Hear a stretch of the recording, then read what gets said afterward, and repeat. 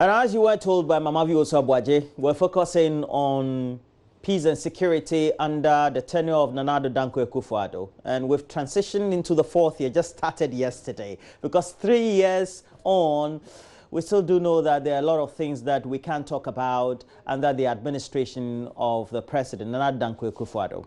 Of course, there's always going to be a party manifesto, but the subject of how you keep the peace and ensure that security is at its utmost best is always experienced when you're on the seat. And so far, we've had some incident for us to talk about.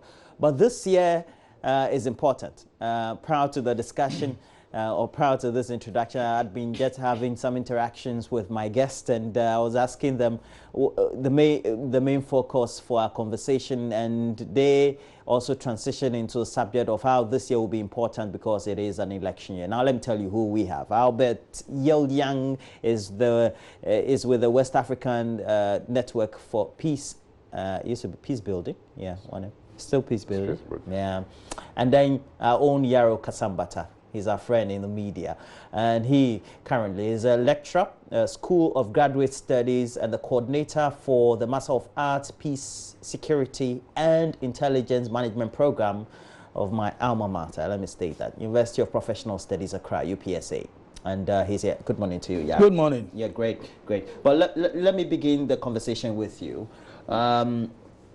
What do you think is the current framework of the security architecture we have so far, not only in the Fourth Republic, but for which the president has presided over, and so by observation, will be what needs to be dealt with adequately going forward? Thank you. And I think that generally, as a country, we are not doing badly in terms of stability. But there are some structural deficiencies that we need to address. And you need to look at the systems that, that are guiding our operations, security arrangement. You need to look at some of the drivers of insecurity, and we need to look at how well as people we together can plan so that we implement a lot of our programs that can now inure to the benefits and the development of the people or the citizenry. So generally as a state, we have been progressive, even though our expectations are kind of not met as we thought they could be. However, we are doing much better. And within the Fourth Republic, I think that the country again has progressed steadily, in terms of economic development, in terms of security, in terms of how the human beings feel safe, and think that lives are better, but we need to look at our structures. What are the systems? We always say that Ghana has good structures, but in terms of enforcement, then we have issues. So we need to identify the deficiencies in the systems in terms of operational issues. For instance, if you look at the security arrangement, it's confusing sometimes, to see that we have different sectors involved in internal security, and I'm talking about the Ministry of Interior and then National Security. With the defense sector, we have just the defense, which, in terms of command and control, there could not be much confusion, but within the internal security, then we have these, and there could be some overlapses, and there you could now also see that it is playing out in several, operational issues, and you can have the references to make. It's good that you made that point there, because for the ordinary Ghanaian, how I feel safe at home and where I tread is how I measure security. So then that sense of responsibility about how well security has been managed under a tenure of a presidency becomes important. And that's where the perception and opinion is always to the top. How well do you think we've done over the last 3 years in that regard? Just basic feeling safe and security of the ordinary Ghanaian. Thank you. The feeling of insecurity by the individual, it is not out of place. Crimes occur. I think where our difficulty lies right now is our low success rate of recovery. We are not able to turn around, crime cases quickly. So there is not a perception that if anyone succeeds in harming you, it's very likely that that person will not be found and brought to justice. These are the things that, intensify the feeling of, insecurity. Otherwise, if you are to cast your net wide across the world, I mean, nations everywhere record, high crime cases. But then you have law enforcement who are also on the ground, and they're able to post an appreciable percentage of success rates in terms of the recovery of the cases, and they're able to bring people to justice. I think it is in that area that we have not done well in our country. In the last 3 years, if you are to put the binocular on our security, we've had crimes that are systemic. Okay, you've had armed robberies, you've had the murder cases. Those run through all the statistics, of our, police service over the last even 50 years. But you have new crimes emerging. You have vigilantism emerging. If you study academic reports, academic opinions, and all the things about security that previous experts have written the last few years, you would not find vigilantism there. But I'm sure that any moment from now, if you are to review current, research work, you will see words like vigilantism, political party, militia, and the rest of it. These are new things that are emerging in our, security front that we have to, look at. You have the issue about the, attempts by the Western Togoland to cede. It's another, crime profile, security issue that we have to look at. You've had the issue about our traders and Nigerians, feuding over theft. And it's a security issue because now here you have non-state actor taking the law into his hands to enforce an issue or an aspect of the law, closing down the shops and, insisting that if you don't enforce the laws in these specific areas, we will take matters into our own hands. And we have seen actions like that, escalate in countries like South Africa, and you've had people killed. And so when you see any variant of it in your country, you want to be, concerned about it. So the issue about small arms and light weapons is an issue that is coming up stronger now because of the armed robbery cases, because of the political party vigilantism. They were not armed back then in some years ago. Now they are having access to arms. They are becoming a bit more sophisticated. They are looking a bit more organized. They are looking a bit more bolder. And I think crime now is taking on a new twist. Now you have this, cyber crime, where data theft is also becoming an issue. Fake news also becoming an issue because if you can't police the cyber, environment properly, you are likely to have, things go wrong. Imagine today we wake up and we can't send emails, WhatsApp, if we can't, access the internet. Even if for 6 hours, you're going to have big disruptions because the banks can't work. And wasn't just 3 days ago in the U.S. There was a hacker. They were told that it was traced to Iran on the U.S. government website, in which a caricature or a cartoon of a bomb or a blow to the jaw of the president of the U.S. Staring you in the face. That evokes such passions. You're saying. Yes. So, but these are just some of the crime profiles that. We'll take the related issues and start now. Yesterday evening, I was having an interaction with the top person in government on what would be the achievements of the Akuffo Addo-led administration, and the first thing they said was the Dagbon piece, and subsequently, of course, they talked about how they've provided enough cars and related logistics to the police, because then that fits into our ordinary security. And I know that the Dagbon crisis will feature prominently in any party achievement. Yeah.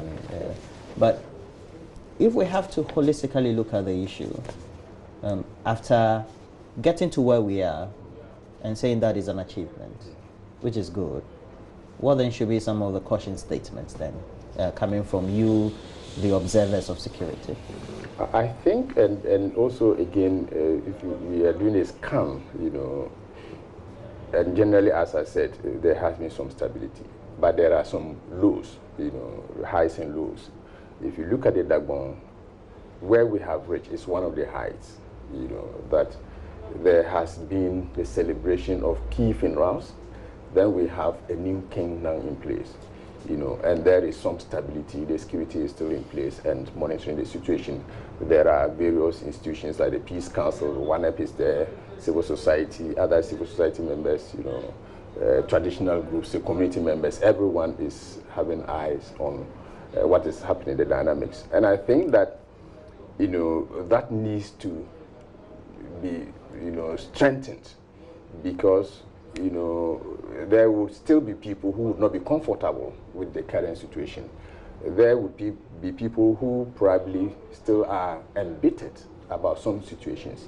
So the need for reconciliation is very important. You mean continuing? Yes, we need to reconcile the people, and refocus their energies so that people now begin to think development, think progression, and thinking about their, you see, when we're talking about security, we're not just talking about, physical security. We're talking about the total well-being of the individual. And that is where the drift, the shift in terms of what security means, it is today. It's not just about state security. It's not about stability. And these are, he was talking about the disturbances between the trade industry, Nigerians and Ghanaians. When that is not well managed, then it degenerates into a situation that people can now begin to act, physically, So there has to be constant monitoring, vigilance, what we call early warning intelligence, gathering, and supplying that to the various stakeholders that now have the capacity to respond. So we're talking about the Regional Security Council, we're talking about the Municipal Security Council, and other stakeholders. We're talking about those that can do preventive diplomacy, and those that can engage directly, with the various stakeholders. For instance, the youth, letting women be involved and engaging those key people, for instance, the king of Dagbon, the Mionlana, the Yona, and the other key people, so that together, and those who are in the diaspora, they are very important, and also monitoring, certain other actions like the movement of arms, if there is any, so that we are able to sustain that stability, and that can now create the opportunity for other initiatives to take place. And I always say that, for instance, if there are government initiatives, there are development initiatives that can redirect the energies of these people. For instance, one village, one dam, if we were 5, then can we increase it to 10? Because the environment, the landscape is good for agriculture, and that can redirect the energy. Other initiatives can come in and then redirect the energy, so that there can be, if people find things to do, and I tell you, when people have properties and their income level is, is better, at least they are conscious of protecting that, and that can be helpful, So, but I think that, like he said, within the period, there have been some highs and lows. The Dagbon was a high, people can take credit for it. Governments, other stakeholders that participated, they can all take. But I think that the people who need the credit the most are the Dagbon people themselves. Because peace is not created, it's not sent. Peace is created by the people themselves. They have to have the, accept you who is intervening in order that processes can. If you do every intervention and at the end of the people say, we don't agree, there's nothing you can do. Without the will. Yeah, without the will. So the will of the people is very important. And I think that we need to give thumbs up to the Dagbon people on that. Now after that one, the same month, we had a law, which is the Ayawaso West Wogon. We'll come, we'll talk. We'll talk about, because that borders on election security and some of the related matters. Now, it was in 2017, there was a daylight robbery of people on motor, using motorcycles, spraying bullets. It's a Royal Motors, just around. Yeah. And it hadn't been seen before that, people will go on what we see usually or reported in Nigeria or maybe in the movies or in the US where there are drive-bys and that kind of thing. It's important that we look at just the basic peace and security issues, policing especially, in which people now have become more emboldened. We have provided vehicles to the police. What other complementary logistics, training, and knowledge needs also to be provided so that such actions, even though they may fester, could, one, be preempted and could be dealt with if they should occur? What you have with our police service now is not only the challenge with logistics. You also have the challenge with leadership and managerial competence. Our police service have had years and a history of inefficiency. The training that they require in order to do their job efficiently is not there. There are most police people who, after leaving training, have not fired a round, and yet he has AK-47 and he's manning a bank. This is serious. In other jurisdictions, once you carry arms to duty, you must pass a test at the shooting range on a monthly or at least on a quarterly basis. Your supervisor must sign that you have been to the shooting range. Okay. Because you cannot bear arms and not have the experience of using it to perfection. Creating situational scenarios where the police would have to act in a certain way. Because you have had policemen killed whilst on duty. Whereas some diagnosis was like, they didn't have arms. The 5 police people who were killed had arms with them.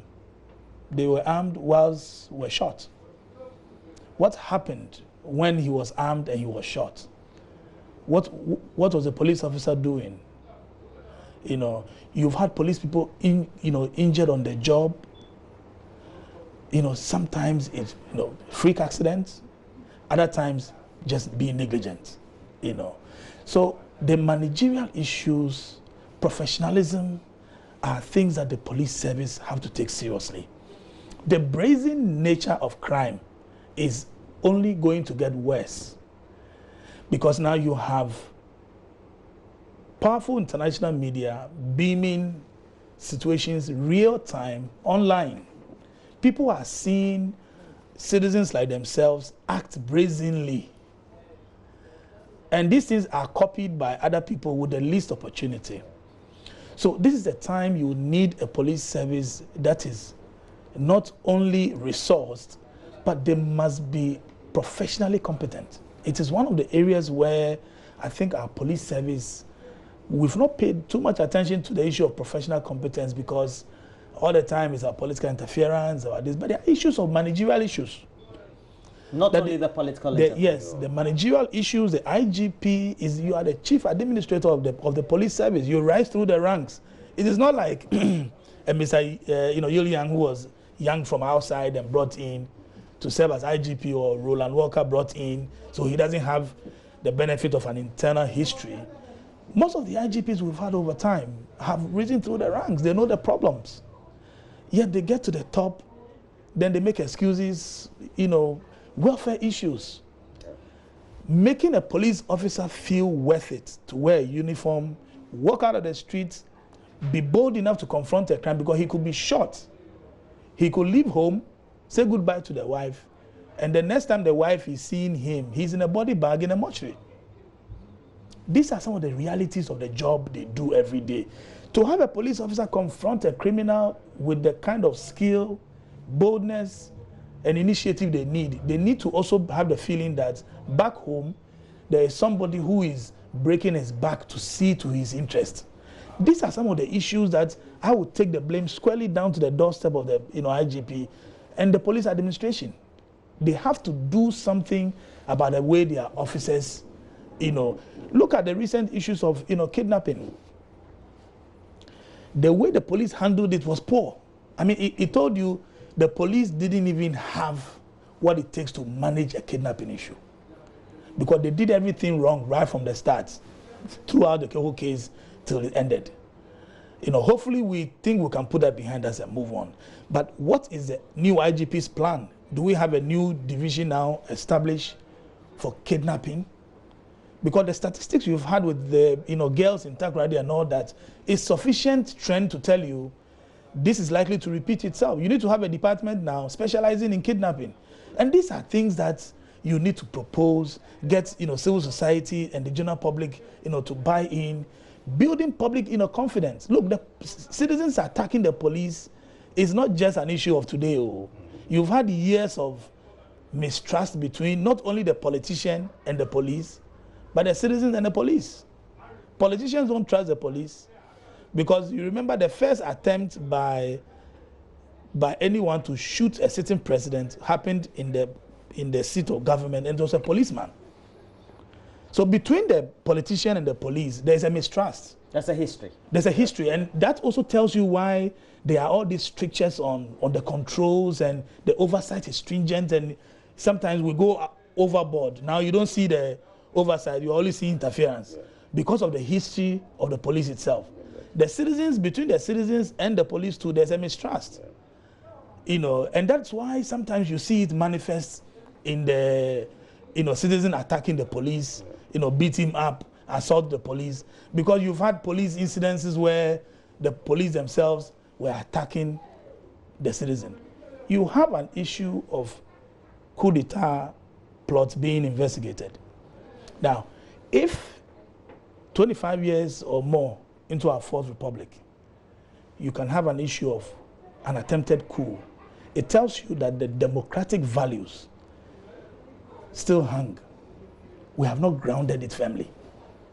We'll talk about the police as an enforcer of the law. Yes, the enforcer of the law, democratic values. He himself must be involved in ensuring that when he's doing his work, he does it without mixing things up. But when you speak to any appointee of the president, look, even me, having watched a number of vehicles provided for the police, and all the assurances that are given by, especially in the Interior Minister, about how to provide maybe bulletproof vests, whether they've been provided to MTTD officials, but those assurances means that the will is there.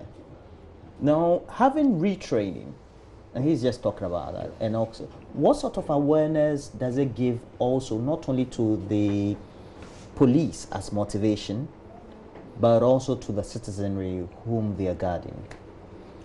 I think that, like he said, very often when you see the way the police react to situations, then you can check, if you have a list, they say this one wrong, this one correct, this one, and it boils down to the issue of not just logistics, not just the equipment, but also the capacity, even emotional intelligence, very important.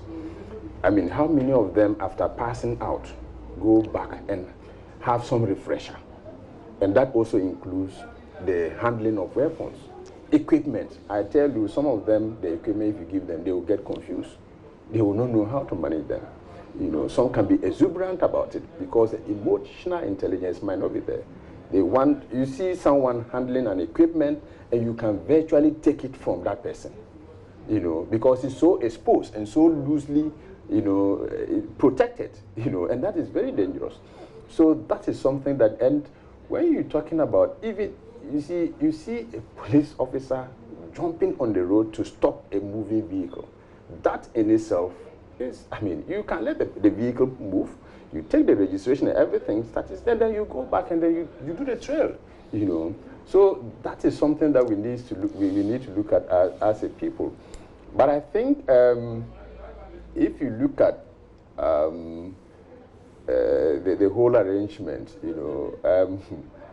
we really have to begin to think and think again, and say periodically or every month, every quarter, every year, these are the strategies we need to put in place so that we can have a strengthened sector, that every individual within, look at what happened at the what do you call it, mainland, the way the man reacted. It was very interesting, because the person acted without standards, basically, without standards. He acted just based on his own capacity, which was very low, So I think that it's not just about logistics, but also building the capacities, having them have some kind of reorientation. And like you said, we need to have, within the sector itself, look at the command and control. For instance, if you have the IGP appointed by the president, but it can also even be a competitive process, that an independent group or body, yes, who appoint the IGP? No, not appointing, the body that, leads in the recruitment. Then eventually the president can still appoint, but then the person, people within and out can apply, and then they do the screening, and that independent body goes through the process with them, and eventually whoever can appoint the, so it limits the tendency to control, the IGP, for instance. Then you look at the council, the police council. Yes. In the constitution, it's headed by yes, by a vice president. Yes, Oh. but if you look at the composition, the number who are from governments and the number or appointed by government and the number that are not, there is a kind of, and that needs to be looked at as, yes, so, and we need to build the police-civilian relationship. How do we understand, the operations with the police? For instance, even like talking about awareness, someone commits an act of arson, is different from the way the person will be detained, how long and all that will be different from an act of murder. But we as civilians, we don't understand. And even the rules of engagement in terms of police procedure, civilians don't really understand that. So that is something that the department needs to engage in, with us, so that we understand how they themselves also operate. Basically, when I'm speaking to my army friends, and I have a lot of childhood friends and mates who are in the army, they'll tell you, I'm in Bundasi or I'm somewhere, and why? So it's routine. Yeah. I've never really heard my police friends say, oh, maybe I'm somewhere in a range, or, that speaks volumes in terms of the operational capacity and how efficiently they can work on the ground. But yes, I also do know, I may not have traveled to the Western countries, but I watch on YouTube. They have the structure by way of artificial intelligence or information technology that does monitoring, tracking, and identification and verification. So if it's DNA, they have a big database. If it's facial recognition, they have. If it's by audiovisual, cameras are all around. If it's also by to enable them track actions and inactions of personnel, they have a body cam or something like that. All these are absent yes, here. Yeah. How do we have, or do we have a policy direction, do you think? Or how do we need a policy direction in this regard also from the executive and the legislature to drive this sort of policing that will create the needed security to dovetail into other areas? I think the issue about policy you mentioned is important because, for a long time, we have grappled with coming out with a national security policy. I think last year, was it this year or so? No, last year, there was a meeting with stakeholders at PDUAC to deliberate on drafting a national security policy.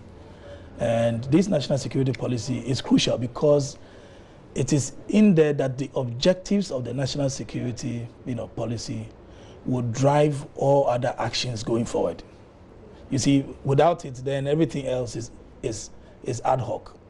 And I want to encourage the exercise to continue, but the politician shouldn't be too focused on designing a policy that will outlive, its tenure. I mean, because national security policy can even change within a year. Yeah. I mean, because things change. Yeah. So you can have a national security policy today that is based on a certain environment, and then by 2020, the environment has changed and you are adding new things. So national security policy is constantly evolving. Yeah. And so they shouldn't be too restricted in trying to, amenable. Yes, amenable and, keep it going. The issue about all these body cameras and everything you've mentioned is the way the police in other jurisdictions keep track on supervision. Supervision. And that's an administrative issue. It's an administrative issue. Supervision. Because here, the IGP, through his regional command, everybody, I'm trying to find out what is my officer on this beat at the Joy FM traffic light junction doing at this material moment. You wear a body camera, and after that duty, you hand it over. And somebody else downloads all the images and, plays it and see what happened.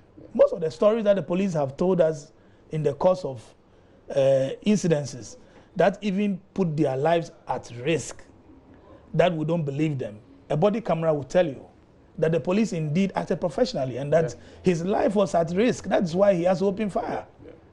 So adding the body camera to it is fine. It's something that we should encourage. But you also need to understand that the police and the welfare issues also go along. How do we motivate the police officer without too much financial burden on the taxpayer? These are managerial issues. Now, when you come to the issue about the political oversight, where the government has responsibility for it, where the president, parliament, this is where we must call for a certain quality of direction, quality of oversight, okay, so that together you are building what we call, you are constructing a certain social norm in which you put equality before the law and not party people who may feel that if I succeed to join a political party and I commit a crime, I get away with it. So you are constructing a social order in which anyone who crosses the line is brought in and checked. So that if you don't do that and you make people feel that once I belong to a certain political tribe, I'm likely to get away with it if I commit a crime. Now, if we continue on that trend, our society will gradually unravel and fall apart. Over the period, we've seen so-called secessionists giving us some historical account. Of course, I did history back in school. I've also done some great reading around the subject since the eruption. And, of course, also shows some laxity within the system. And we also do know around the sub-region, there's an influx of the latest, they usually branded around statistic is around 2 million, 2.5, 3 million small arms. Whether they are manufactured, those that come from the Sahel, those that also were imported that we're not able to track, etc. Also speaks volumes about laxity in the system. And then there are related migration issues that Yaro just drew our attention to. So we have an open border. It's actually free movement of goods and services and people that we've ascribed to in our convention with ECOWAS. And these pose real security challenges. One, why have we not been able to put a tap on all these? What have been some of the structural problems then in this regard? I think that briefly, let me still add something on the logistics to the security services. Beyond the cars, because they have cars. When I see cars, the police sitting in a great car, I'm happy. Yes, but beyond but now the experts are telling me that actually it's not enough. But beyond the car, is there money for fuel? How are they fueling the vehicles? They even need to go and arrest someone. They are unable to move. They need to react quickly. They are unable to move because there is, fuel, and supplying credit and whatever for their communication equipment. But I'm in love with the point about, professionalizing the system, so to speak, and in terms of tracking movement, crime, and all that. And that's why I'm with digitization, which is currently a kind of a trendy initiative. If it has expanded to cover that, that will also help. It doesn't matter where you commit a crime, someone will track you down because everything about you is in a system. Now, let me say that with the issue of the secessionism, I think probably there are core issues we need to look at. Apart from the issue of border movements, there are core issues that if people are agitating, why are they agitating? Have we engaged them properly? And over the years, as they have been living in that area, how have we, and they referred to a certain year, when Ghana became Ghana, which they were part of. So since that time to today, how have we engaged them? Are they feeling a part, of the system called Ghana? Now, the other thing is, you ask questions. Are there some individuals who want to be noted or to occupy some positions and probably thinking that without that they will not be able to have that opportunity? We need to identify that as well. Then we need to have a discussion, and also bearing in mind that it is unlawful now to do so. So what is the law saying about their actions? And that engagement needs to be very, very consistent and need to be enforced in a way that it does not generate reactions that can now have the tendency to have more people joining, the agenda, So I think we cannot do much about the movement of people because we have subscribed to the free movements of goods and people, services and all that, of ECOWAS, and that happens on a daily basis. We have similar issues at Cote d'Ivoire, we have in the north, Burkina Faso. Families have been put in different countries when we became Ghana, and that nothing can be done about it. That movement will continue, but how do we have data enough and to be able to identify the structural challenges of the people that we pay particular attention that can take their tendency away from thinking to be of their own, to be on their own. So that is very important. In the discussion of all this, it looks to be that we have an absence of a properly structured intelligence architecture, because we have immigrants who enter in, we don't know what they do, how long they said they will stay, have they stayed, have we contacted them to know what they are doing, do we know where they live, what are they doing, etc. We have secessionists who are in the bushes and plains somewhere planning. When you want to get to them, they go to the next place. So intelligence and picking information seems to be a weak ability we have. Yes, it is another security competence that is still evolving, and intelligence in this country, I think, after the 1948 rioting, that's when you had a special branch, established. At the time, the colonial administration was of the view, okay, I don't want to be surprised by a similar thing again. Now, you guys, I'm setting this up, make sure that we can pick things like this on the ground and know how we can be proactive in resolving it.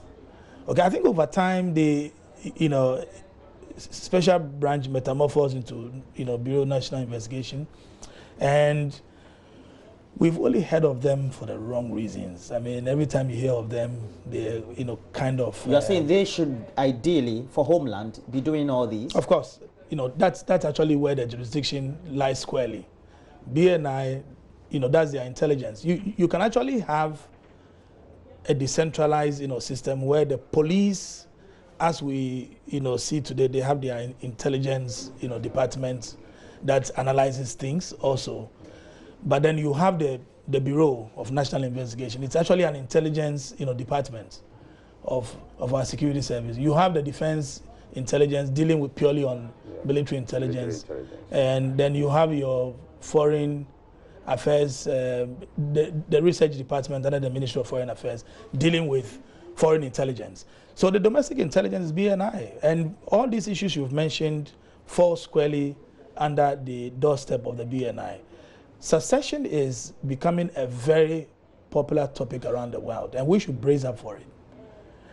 If we don't tackle this Western Togo land thing successfully, it could actually escalate and become a popular topic among other, sects around the country. And a bad example. Yes, and it sets a bad example. So here, you actually need to, get to the bottom of this, get all stakeholders involved, because look, is Scotland not wanting to cede from, the kingdom? Kingdom, yeah. You have Ireland wanting to cede.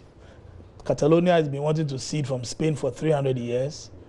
Eritrea. Succeeded in ceding, and now even the same Ethiopia, Sadema, is a tribe that has, now been, given the opportunity to be on their own. Yeah. So it is a topic that is gradually gaining ground. Sudan, South Sudan. How do we deal with it? Oh, to deal with, secession, it's to be comprehensive with your approach. You have to understand that the issue of this secession we are seeing today is an open manifestation of an undercurrent issue. Yeah. Tribal issues, ethnic issues, tribal majority, tribal minority, tribal superiority, tribal inferiority. Or lack of development. Or the lack of development, yeah, it could be a factor, but you see, when most of these people want to go along that line, they don't bring the issue of the tribe. They come talk about, self-determination. But what is, self-determination? Yeah. Just hold on there. Let's go on to the phone lines also as we do the interaction simultaneously with our audience. And we have the number 0302211691 or 2. Please, let's hear from you. We have Awal who is giving us this call from Bimbela. Awal, good morning to you. Good morning, Rula. Please, your contribution. You've been following the discussion so far. Yes, please. Security over the last 3 years and what the accreditations could be. What can we give credits and where can we also improve? Okay, what I would say is that so far it's not been good because considering what has happened immediately then he lost office, the attacks on innocent Ghanaians, and afterwards we thought that this administration would have stepped its foot down and deal with the security issue. But time without number, this administration has shown failure in the security issues of the country. Look at what has happened in Iowa, West Oregon. Look at the kidnappings going on, and look at even the attack, the increased attack from these hooligans on innocent Ghanaians. So what I would say is that it's not encouraging, and this administration has to move. But what I think they should do is that, look, the IGP, the IGP being appointed by the president is not just right. So that I think our constitution should change so that the IGP will be independent. Because if the IGP goes around, let's say, just dealing with those who are crime, those who commit crime and are associated with the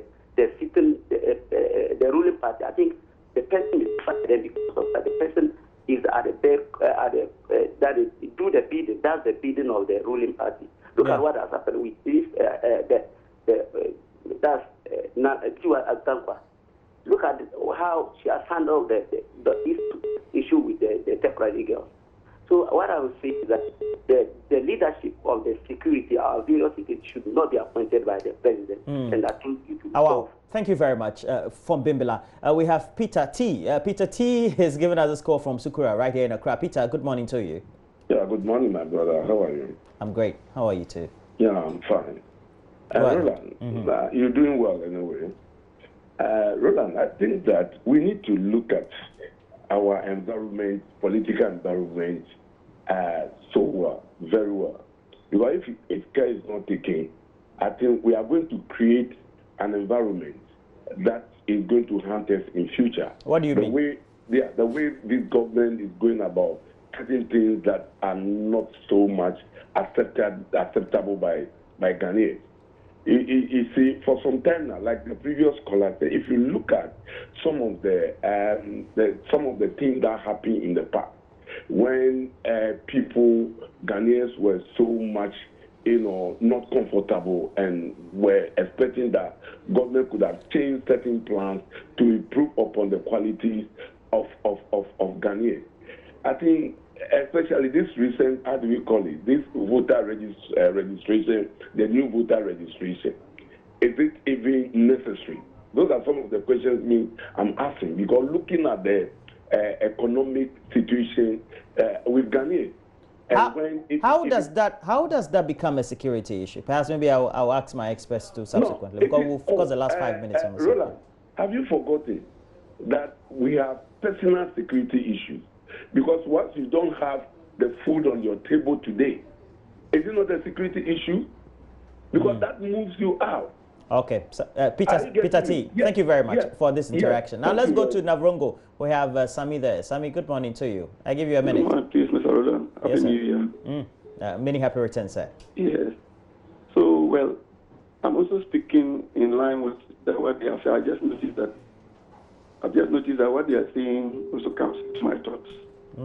Now, if you look at the way governments have treated the country over the period, where sections are categorized, it makes it difficult for one to be able to feel belonging. So if people want to then feel that they are not belonging to, then the alternative is to find your own category where you should belong.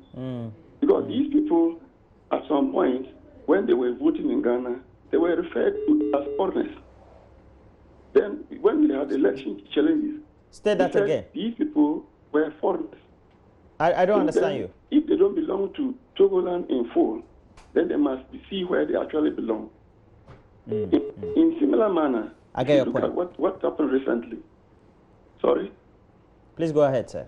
Yeah. If you look at this recent year of return, a lot of the slaves, it's the same line. That you see categorization, because these people were taken from mostly other hinterlands and then taken through Accra and then outside. But when they returned home, and the home was Accra, Cape Coast. Yeah. So I also feel not belonging, because when my ancestors were taken to Europe and America, they returned to Accra as their homeland. That is not right. So please, let's do things right. The leaders must also see that the people concerns of these groups. Thank you, Sami. Sami has given us this call from Navrongo. Now, it's good that they mentioned, because I wanted us to use the last 5 minutes to look, elections. This year is going to be, from what happened, Ayawaso, we've had, there seemed to be a mistrust of the ability of the security architecture to deal with the upcoming elections because of what has transpired. We've had a commission, there's a report that's public, everybody has read it, those who want to. What are the fears, what are the expectations? I think there is still some kind of mistrust, in terms of how we handle that. Like you indicated, because there seem to have been some, overlaps during that incident, and as I indicated, we need to look at the command and control structure of our internal security arrangement. It's very important, Then you look at the reports that was, the email short commission report, the recommendations were made and all that, Then the white paper, reaction, that also came up, And I think the expectations in terms of how that should have been handled, by the citizens generally, was not met, And following from that, let's be aware of the act, on vigilantism that has been passed. Then we are also aware of other processes, for instance, by the National Peace Council, on disbandment of vigilantism. These are processes that are towards kind of, creating some kind of confidence in 2020, and for us to have a peaceful elections and probably ensuring some electoral security. But there are a lot of things that need to also happen. For instance, the Electoral Commission, there is also some perception around it. How do we deal with that perception? And how are the reforms of the Electoral Commission well communicated? How is the Electoral Commission building consensus regarding its reforms?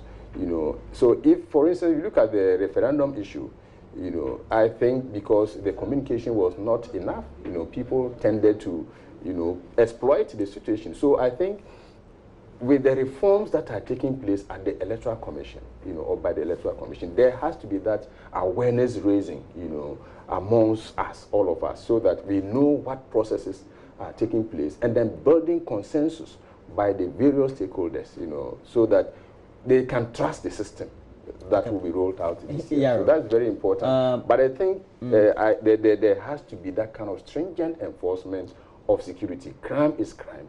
And we already have some structures in place, but we thought that the act by the Act 999, the Vigilantism and Related Violence Act, would serve a purpose, and that is kind of focus.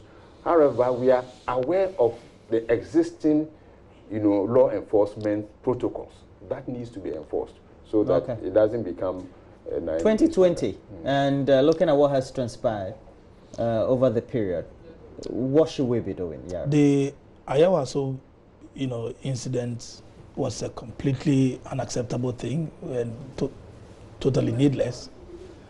The commission that was established was a good thing.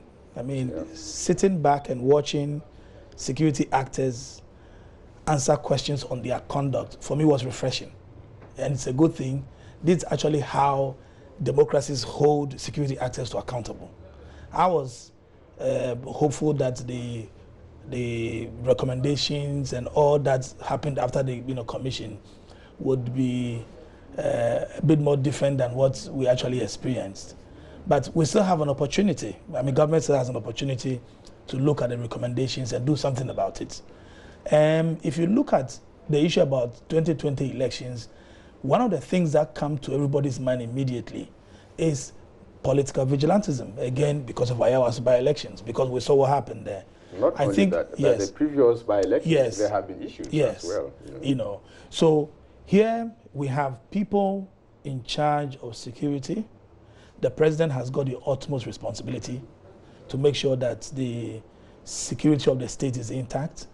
We have Honorable, Mr. Kandapa is in charge of national security. You have got the IGP there. There's a Minister of State. Yes, there's a Minister of State in charge of security, Mr. Brian Champon. You have the Interior Minister, Mr. Ambrose Derry. Defense Minister.